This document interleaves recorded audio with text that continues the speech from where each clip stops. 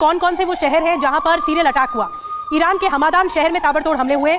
हमले के बाद हमादान में बिजली काट दी गई, वहां पर पावर सप्लाई पूरी तरह से कट है। हमादान के सैन्य बेस पर लगातार सायरन बज रहे हैं और पावर सप्लाई कट करने का मतलब यह है कि वहां पर हुआ है, अटैक हुआ है, उसके बाद लोगों को सचेत किया गया है। तो देखिए, हमादान का जिक्र कर रही थी अभिनिधि और यहां पर बिजली काटी गई है, बड़ा हमला हुआ है। एक और बड़ी खबर, ईरान के शहरों में उतरी ईरानी पुलिस। तबरेज में सीक्रेट सर्विस IRG ईरानी रेवोल्यूशनरी गार्ड्स के जवान अब एक्शन में आ गए हैं। ये तस्वीर इस वक्त हम आपको दिखा रहे हैं, हमले और हमले के बाद किस तरह से ईरानी पुलिस और IRG के जवानों ने मोर्चा संभाल लिया है। अब इसका मतलब क्या है, यह भी हम समझने की कोशिश करेंगे, लेकिन इस वक्त की तबरेज को लेकर बड़ी खबर। और एक और बड़ी खबर इस बीच आपको बता दें, बड़ी खबरें लगातार आ रही हैं ईरान से। 6 शहर दहल उठे और ईरान के तबरीज में सुरक्षा गश्त हो रही है। एक्शन में ईरान रिवॉल्यूशनरी फोर्स के जवान, ईरान की आर्मी है ईरान रिवॉल्यूशनरी, और उसके जो फोर्स के जवान हैं वो एक्शन में नजर आ रहे हैं। एक्टिविटी बढ़ गई है, वहां पर हर जगह तैनाती बढ़ गई है, गश्त की जा रही है। देखिए, एक और बड़ी खबर इस बीच आ रही है। एक्शन में ईरान रिवॉल्यूशनरी फोर्स के जवान, ईरान की फौज का एक्शन अब तेज हो गया है, क्योंकि अब कह दिया गया है अलर्ट पर रहने के लिए ईरान के रिवॉल्यूशनरी फोर्स के जवानों को। बहुत बड़ी जानकारी सामने आ रही है, ईरान के तबरीज में सुरक्षा गश्ती भी तेज हो गई है। और देखिए, एक और खबर सामने आ रही है जो कि ईरान से ही है। बताया यह जा रहा है कि ईरान में इस हमले को लेकर के असमंजस की स्थिति है। कुछ लोग इसे सरकारी इमारतों पर हमले को लेकर खुश भी बताए जा रहे हैं। देश पर हमले को लेकर ईरान में असमंजस बरकरार है। ईरान के लोग के अलग अलग बयान दे रहे हैं। कुछ लोग इसे आंतरिक हमला भी बता रहे हैं, कुछ लोग सरकारी इमारतों पर हमले को लेकर खुश हैं। ईरान पर हमले के बाद भयानक तनाव का माहौल है।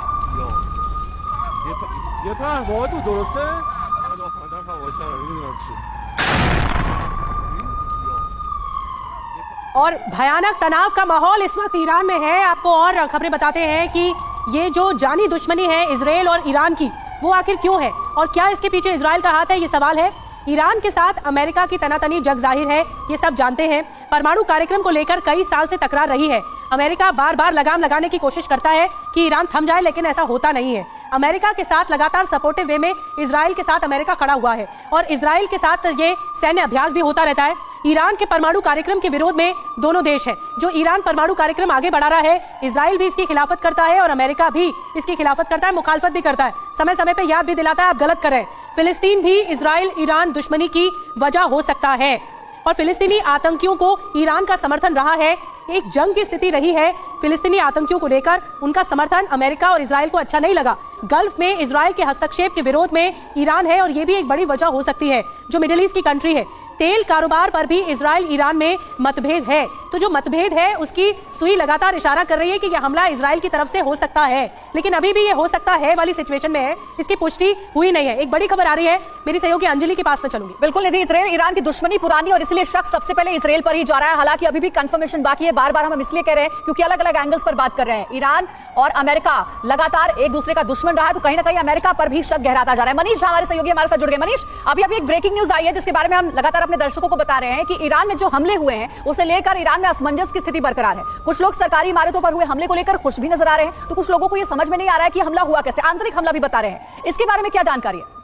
देखिए, जहां तक ईरान में बहुत सारे ऐसे लोग हैं, या फिर हमने देखा कि पिछले कुछ महीनों से हिजाब के खिलाफ चले विरोध प्रदर्शन के बाद किस तरह ईरान की आवाम सड़कों पर आई, उनका ईरान के सरकार से, ईरान के उनकी सेना के प्रति गुस्सा उन्होंने खुलकर इजहार किया। वैसी स्थिति में एक मिलिट्री इंस्टॉलेशन को निशाना बनाए जाने के बाद कुछ लोग खुशी अगर प्रकट करें तो मुझे बहुत आश्चर्य नहीं होगा। बहुत हद तक संभावना यह है कि ये या तो किसी आतंकी संगठन का भी हाथ हो सकता है या फिर ये इंटरनल कॉन्फ्लिक्ट भी हो सकता है, क्योंकि अगर आप देखें तो खास करके दो बातें बहुत अहम है। पहली बात, ईरान ने स्वाभाविक तौर पर इजराइल का नाम नहीं लिया, वरना अगर वो इजराइल का नाम सबसे पहले लेते, तो चूंकि उन्होंने नाम नहीं लिया तो इसका मतलब ईरान के रक्षा मंत्रालय को भी बहुत हद तक पता है कि आपको क्या लगता है कि ये जो अजरबैजान सामने आया है, जो घटना सामने आई, अजरबैजान आरोप लगाता है कि ईरान टेररिस्ट गतिविधियों में भी आगे बढ़ता हुआ दिख रहा है। उन्होंने उनके तेहरान में एम्बेसी भी खाली कर दी अजरबैजान ने, तो इसके पीछे क्या वो उसका हाथ हो सकता है? देखिए, अजरबैजान की एम्बेसी पर हमला होना और कल अजरबैजान ने अपने एम्बेसी के सभी स्टाफ को खाली करा लिया, अजरबैजान के तमाम नागरिक ईरान छोड़कर चले गए, लेकिन इसके बावजूद मैं मानता हूं कि बतौर मुल्क अजरबैजान ईरान पर इस तरह का हमला करने का दुस्साहस अभी नहीं करेगा। अगर कोई आतंकी संगठन या कोई ऐसा संगठन जो कि अजरबैजान से सिंपैथी रखता हो, ईरान से दुश्मनी रखता हो, वो इन्वॉल्व हो तो कहना मुश्किल है, लेकिन बतौर मुल्क ना तो अजरबैजान, इसमें किसी थर्ड फोर्स का भी हाथ हो सकता है, जो मनीष आप बता रहे हैं, कोई आतंकी संगठन भी हो सकता है जिसने हमलों को अंजाम दिया गया हो और उन्हें मदद दी गई हो। अब ईरान और इजराइल के बीच में 3 बड़े विवाद क्या है, आप समझ लीजिए, ईरान का परमाणु कार्यक्रम लगातार इजराइल इसके खिलाफ है, फोन करता है फिलिस्तीन को ईरानी समर्थन। और ये मैं आपको बता दूं, जो यरूशलेम में कल हमला हुआ था, जो इजराइल में, इसमें फिलिस्तीनी आतंकवादियों ने यहूदी मंदिर को टारगेट पर लिया था, उसके जवाब में तो नहीं हुआ, इस पर भी आएंगे। मिडिल ईस्ट का तेल कारोबार, ये एक बहुत बड़ी वजह है जो कि इजराइल और ईरान के बीच में अदावत की वजह बना हुआ है।